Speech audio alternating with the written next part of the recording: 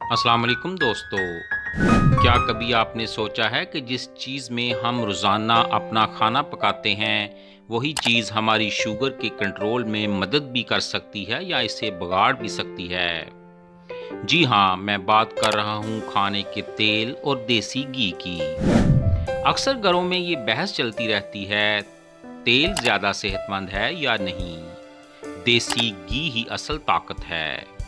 मगर अगर आप शुगर के मरीज़ हैं तो ये बहस आपके लिए सिर्फ जायके की नहीं बल्कि सेहत, दिल और खून की शुगर के तवाज़ुन की भी है। चलिए आज हम सच जानने की कोशिश करते हैं, कौन सा बेहतर है, खाने का तेल या देसी घी, और सबसे अहम शुगर के मरीज़ों के लिए कितना और कैसे इस्तेमाल करना चाहिए। कुछ लम्हे के लिए तसव्वुर करें कि एक पाकिस्तानी किचन जहां सुबह के वक्त पराठे तल रहे हैं, एक तरफ देसी घी की खुशबू पूरे घर में फैल रही है और दूसरी तरफ कोई शख्स दिल ही दिल में सोच रहा है, काश मैं भी खा सकता मगर शुगर है ना। यही वो लम्हा है जहां हम अक्सर गलती करते हैं। हम समझते हैं कि चर्बी या घी यानी दुश्मन नंबर 1। हालांकि हकीकत ये है कि सही चर्बी हमारी सेहत के लिए ज़रूरी है और शुगर के मरीज़ों के लिए तो ये खून में शुगर के उतार चढ़ाव को भी काबू में रख सकती है। अब आते हैं सबसे पहले कुकिंग ऑयल्स की तरफ। मार्केट में आमतौर पर 4 बड़े तेल इस्तेमाल होते हैं: सूरजमुखी का तेल, कैनोला ऑयल, सोयाबीन ऑयल और जैतून का तेल।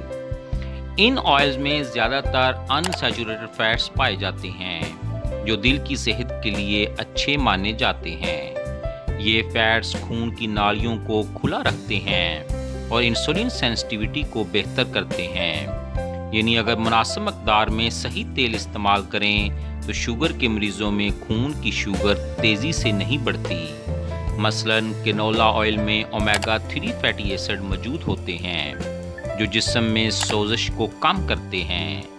जैतून का तेल दिल के मरीज़ों के लिए बेहतरीन माना जाता है क्योंकि ये LDL यानी बुरा कोलेस्ट्रॉल कम करता है और HDL कोलेस्ट्रॉल यानी अच्छे कोलेस्ट्रॉल को बढ़ाता है। लेकिन याद रखिए, तेल का मतलब ज़्यादा नहीं, बेहतर इंतखाब है। अगर आप रोज़ाना 3 से 4 चम्मच से ज़्यादा तेल इस्तेमाल कर रहे हैं तो चाहे वो जैतून का हो या कैनोला का हो, नुकसान मुमकिन है। अब ज़रा दूसरी तरफ चलते हैं, देसी घी की तरफ।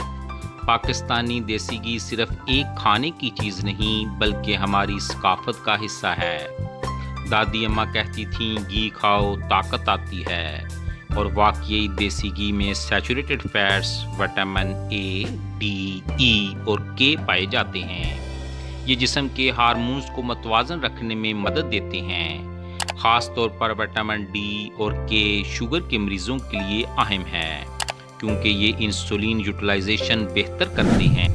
मगर मसला तब शुरू होता है जब हम ज़्यादा मकदार में इस्तेमाल करते हैं। देसी घी में सैचुरेटेड फैट ज़्यादा होने की वजह से अगर आप रोज़ाना 3 से 4 चम्मच ज़्यादा खा लें तो कोलेस्ट्रॉल लेवल बढ़ सकता है जिससे दिल पर दबाव पड़ता है। यानी अगर तवाज़ुन बरकरार रखा जाए तो देसी घी नुकसान नहीं देता बल्कि फ़ायदा दे सकता है। अब आते हैं दोनों के दरमियान मुआवजना पर। कुकिंग ऑयल में ज़्यादातर अनसैचुरेटेड फैट्स होते हैं जो दिल के लिए अच्छे मगर हद से ज़्यादा होने पर ऑक्सीडेशन पैदा करते हैं, जबकि देसी घी में सैचुरेटेड फैट्स होते हैं जो कुकिंग स्टेबिलिटी ज़्यादा देते हैं। मतलब जब आप घी में तलते हैं तो वो ज़्यादा गर्मी बर्दाश्त कर सकता है और हार्मफुल कंपाउंड्स कम बनते हैं। लेकिन कुकिंग ऑयल में हाई टेम्परेचर पर ट्रांस फैट्स बनने का खतरा ज़्यादा होता है, ख़ास तौर पर जब वो बार बार गर्म किया जाए। इसलिए अगर आप शुगर के मरीज़ हैं तो दोनों में तवाज़ुन ज़रूरी है। अगर आप दिन में एक खाने में जैतून या कैनोला ऑयल इस्तेमाल करें और दूसरे खाने में थोड़ी मकदार में देसी घी तो जिस्म को दोनों किस्म की चर्बियों के फ़ायदे मिल सकते हैं। अब सवाल ये है कि कितनी मकदार सही है। اگر آپ شوگر کے مریض ہیں تو روزانہ 2 سے 3 چمچ تقریباً 20 سے 25 گرام چربی کافی ہے۔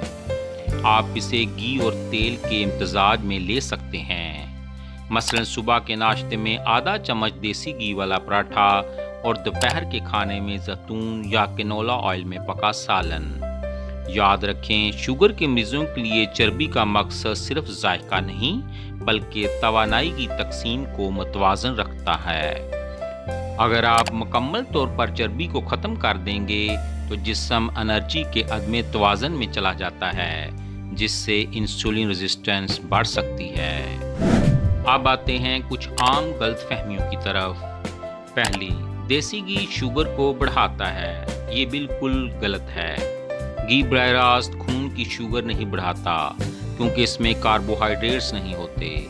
البتہ اگر گھی زیادہ استعمال ہو تو وزن بڑھتا ہے، اور زیادہ وزن شوگر کے خطرے کو بڑھا دیتا ہے، یعنی اصل خطرہ زیادہ مقدار ہے، نہ کہ گھی خود۔ دوسری غلط فہمی، کوکنگ آئلز ہمیشہ بہتر ہوتے ہیں۔ حقیقت یہ ہے کہ ریفائنڈ یا بار بار گرم کیے گئے تیل میں ٹرانس فیٹس بن جاتے ہیں جو انسولین ریزسٹنس بڑھاتے ہیں۔ یعنی اگر آپ پراٹھے، سموسے یا پکوڑے بار بار ایک ہی تیل میں تلتے ہیں تو وہ شوگر کے لیے زہر بن سکتے ہیں۔ آخر میں بات کرتے ہیں صحیح انتخاب اور متوازن استعمال کی۔ اگر آپ اپنے کھانے میں روزانہ 1 چمچ زیتون کا تیل، 1 چمچ کنولا آئل اور آدھا چمچ دیسی گھی استعمال کریں تو آپ کو اومیگا 3، اومیگا 6 اور سیچوریٹڈ فیٹس کا بہترین توازن ملتا ہے۔ یہی وہ فارمولا ہے جو شوگر، دل اور جگر تینوں کو متوازن رکھ سکتا ہے۔ تو اگلی بار جب آپ پراٹھا تلیں یا سالن پکائیں تو بس یہ سوچیں، کیا یہ چکنائی میری بیماری کو بڑھائے گی یا اسے قابو میں رکھے گی؟ فیصلہ آپ کے ہاتھ میں ہے۔ چربی سے ڈرنے کی نہیں، اسے سمجھنے کی ضرورت ہے، کیونکہ دیسی گھی اور تیل دونوں دشمن نہیں، اصل دشمن ہے بے احتیاطی۔ اپنے تیل اور گھی کے استعمال میں سمجھداری لائیں اور دیکھیں کیسے شوگر، دل اور صحت سب ایک ساتھ بہتر ہونے لگتے ہیں۔ ناظرین، اگر یہ ویڈیو آپ کے لیے معلوماتی ثابت ہوئی ہے تو اسے دوسروں کے ساتھ ضرور شیئر کریں، کیونکہ شاید آپ کی ایک شیئر کسی شوگر کے مریض کے لیے نئی زندگی کا آغاز بن جائے۔ شکریہ۔